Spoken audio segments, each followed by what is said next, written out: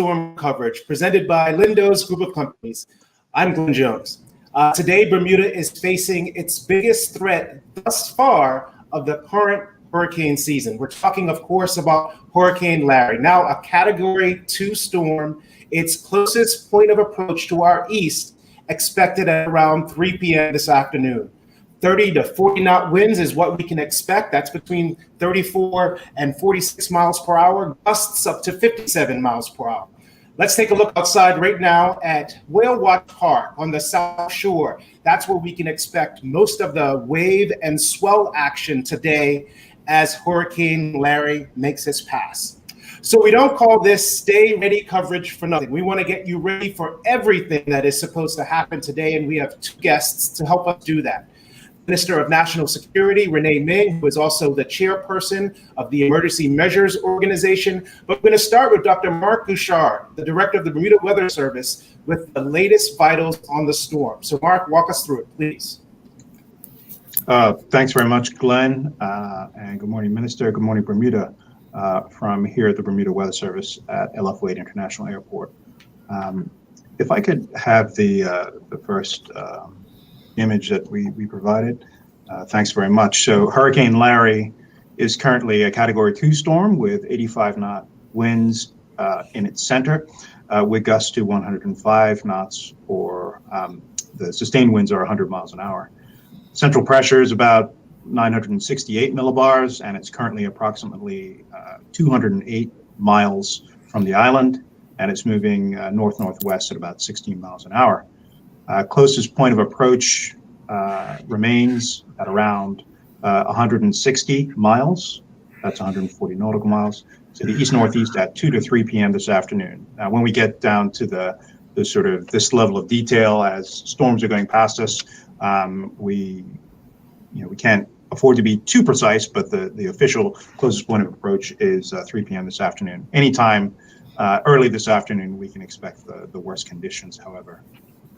So, Dr. Bouchard, the closest point of approach and the most intense conditions kind of line up. So we should expect that to happen at around 2, 3 o'clock today. That's right. And I should clarify that when I say closest point of approach, I'm talking about the center of the storm itself, not the fringe winds that we're expecting. On that point, though, I wanted to show that we now see Hurricane Larry on our radar and on our satellite. And this is a composite of both the radar and satellite that's live. It's on our website, weather.bm, as well. You can see these rain bands starting to move into the marine area, which is outlined in red here, to the east. And one interesting thing that we found this morning is that that sort of estimated extent of tropical storm force winds, that's sort of 40 miles an hour and greater, is fairly well aligned with those outer rain bands. So as those are getting into the eastern part of the marine area, those are the winds that would be expected to be experienced in that part of the island. So it gives a good sort of rough idea, if you're watching the radar, that when you start to see that rain come into the area, that's when you might expect to see the onset of those tropical storm force winds.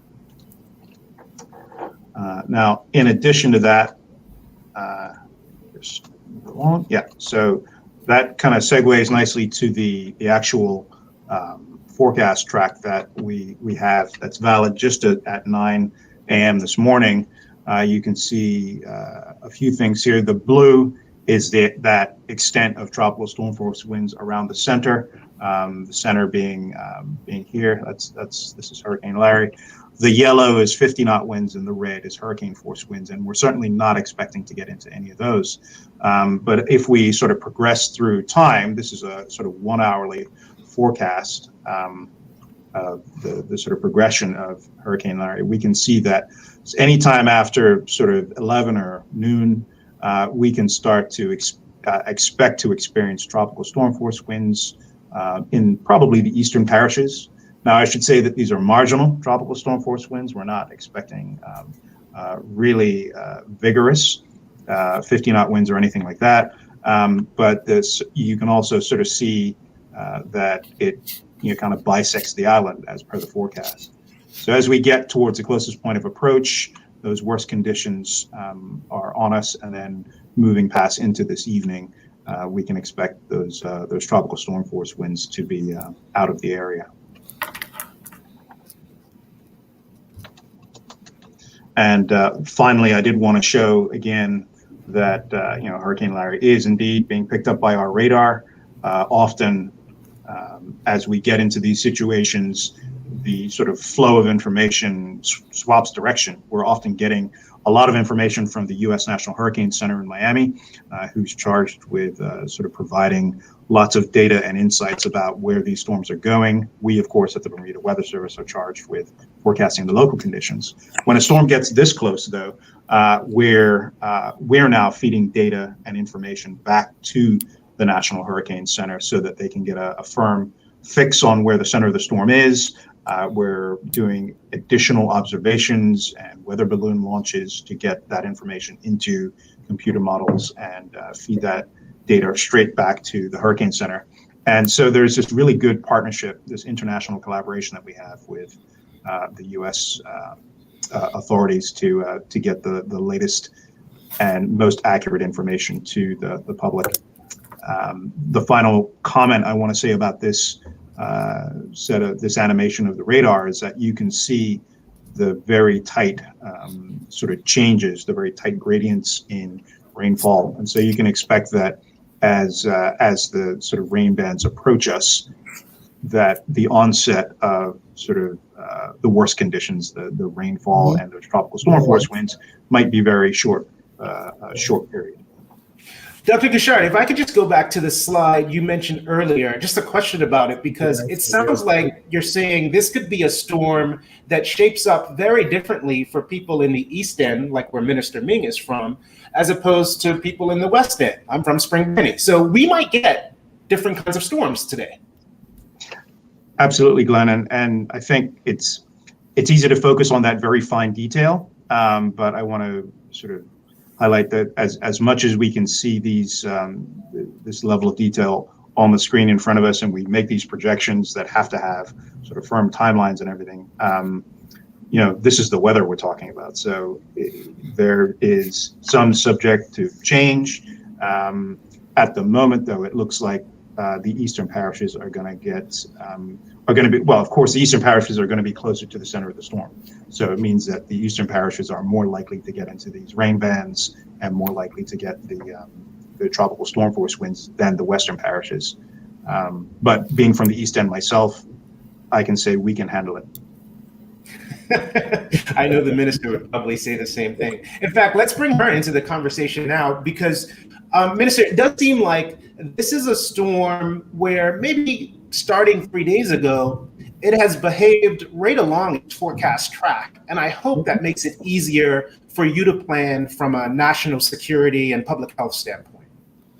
Good morning, Glenn. First of all, I want to say thank you to Dr. Guichard and his team, and even the team here at the Ministry of National Security and all of the agencies that make up the EMO, because we have been working since Monday. We've had an EMO meeting every day, and we have been, been able to rely on the information that Dr. Guichard has provided with us in terms of our planning and getting the island ready for Hurricane Larry.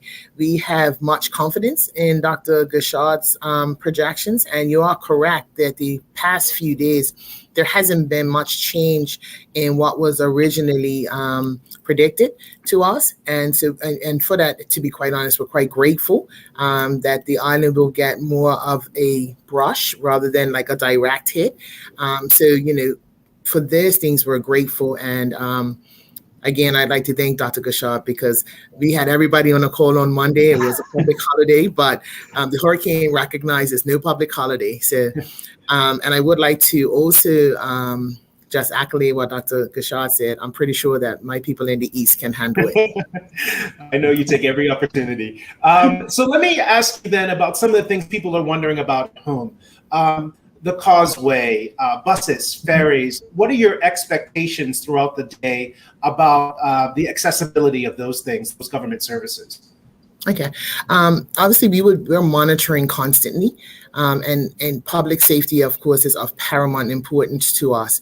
So if we look and we see that the conditions warrant any of these things having to stop, then that's exactly what we'll do. We're not gonna put anyone or anyone in any danger. So although we recognize that we aren't going to be having a full force of a hurricane, it doesn't mean that the various agencies that make up the EMO are relaxed and we're not paying attention, because even at this stage, we are constantly looking and monitoring and just trying to make sure that we navigate the island as best we can through this weather condition. Okay, so I wanted to bring up a graphic that shows some data we collected for our hurricane preparedness special back in June. And it shows the frequency of hurricanes that come within 100 nautical miles of Bermuda by month. And you'll see that the most volume for storms is in the month of September, which is where we are right now, 46 storms over 150 or 60 years or so, and then 36 in October. So although in Dr. Gouchard's forecast, he is talking about a storm that just kind of makes a brush past Bermuda, this really is the time that have to be ready for the storms that are going to come after Hurricane Larry. So Dr. Gouchard, I just wanted to get you to talk a little bit about this sort of high volume stretch that we're entering right now. Absolutely. Thanks for highlighting that, Glenn. Of course, we're climatologically, historically, right at the peak of hurricane season. On average, there are the most storms in the Atlantic on September the 10th. That's the sort of center point, if you will. But going, as we saw on the graphic, going right into October, 80% of all of our storms historically we've had in September and October. So this is really just the beginning of that active phase. And so we do have, I do want to remind people, we do have a good month and a half worth of historical activity to be sort of ready for, to be vigilant about. And I'll remind everyone, it only takes one to make it an active season for us here in Bermuda. Okay, thank you very much for highlighting that, Dr. Gouchard. And I just want to go back to something from a moment ago, Minister Ming. So right now, of course, the causeway is open. You'll be monitoring it throughout the day, and we'll make any announcements if there's a change in that. And buses are operating as well. I just wasn't sure about ferries. The ferries are operating at this time as well, Mr. James. Okay, great. So we have all government services up and going. Stay tuned to Burn News and to government announcements about what might happen during the course of the day. And a reminder, we are under a tropical storm warning. So we're going to just put up what that means in terms of a definition so that you know what to expect today. And a tropical storm warning means that we can expect tropical storm conditions, including winds between 39 and 73 miles per hour within 36 hours. What we know from Dr. Gouchard's forecast, we're really talking about the next few hours when some of those tropical storm conditions are expected. So you should be ready. And when you look outside on the South Shore, you can see some of the surf just starting to build up there as we get ready for the close pass of Hurricane Larry, a Category 2 storm expected to make its nearest approach at about 3 p.m. today. You can stay with Burn News all day long for updates on this storm. We'll get continuous information from our colleagues like Dr. Gouchard and Minister Ming. You'll hear from the police service and someone in the tourism industry a little bit later today. We'll rejoin you for a live update at 2 p.m. for Burn News Stay Ready storm coverage, presented by Lindo's group of companies. We'll leave you with that shot of the South Shore and offer our thanks to our two guests this morning as we get ready for the near pass of Hurricane Larry in just a few hours. We'll be back with you at 2 p.m. And we thank our sponsors, Friesenbrook Meyer, Ministry of National Security, Duracell, and Belco. I'm Glenn Jones for Burn News Stay Ready storm coverage, presented by Lindo's group of companies. We'll see you later on.